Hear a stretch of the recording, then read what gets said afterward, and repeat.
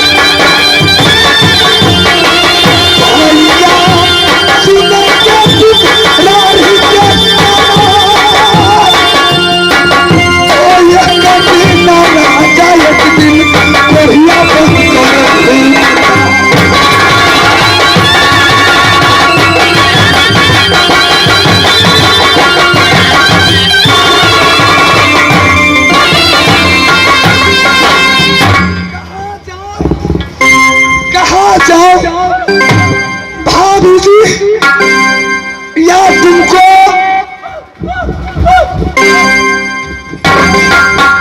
हाँ दोस्तों, या एक भाई साहब कोरिया को रोज देखकर 21 रुपये का पुरस्कार देता है।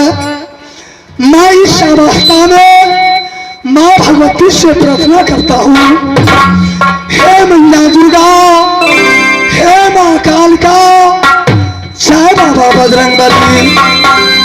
हो बेटा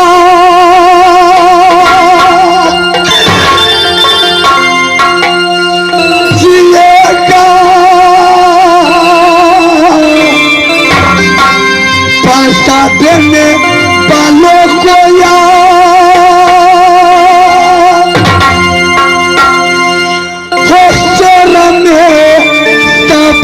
मैया दुर्गा उनको ये देगी।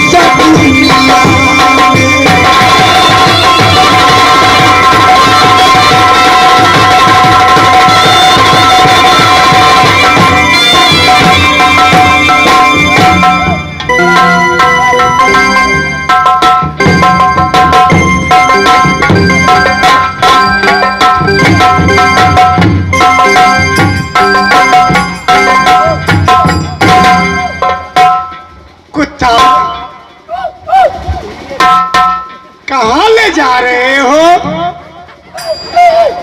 ठीक है चलो, तुम जहाँ ले जाओगे मैं वहीं जाने के लिए तैयार हूँ।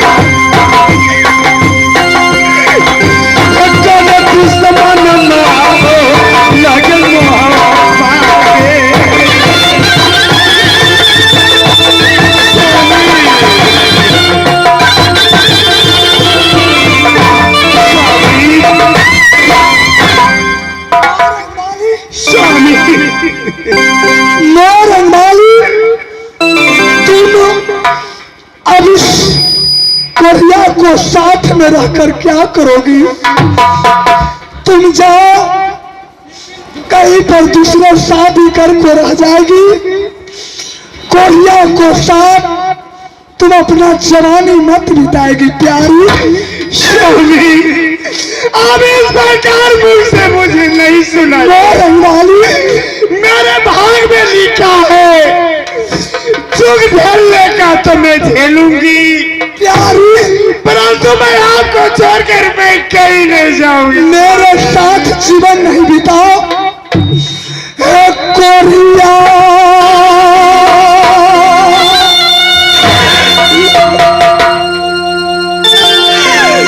के संग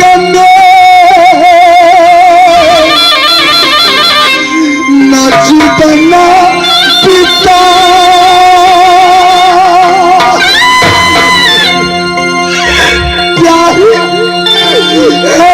दया जो तोर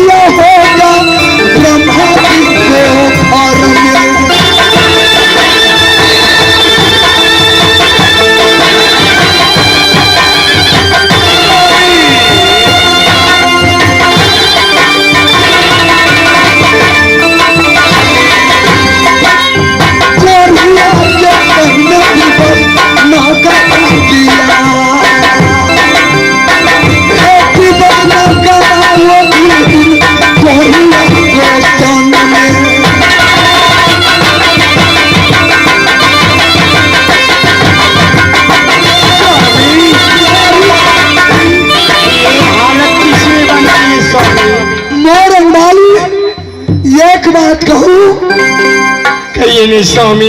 तुम यहाँ से मुझको दिघी को पुल पर ले चलो, मैं दिघी को पुल पर बैठ जाऊंगा, तुम अपना पैर से मुझे धकेल देगी, मैं गंगा में डूब कर मर जाएगी प्यारी। नहीं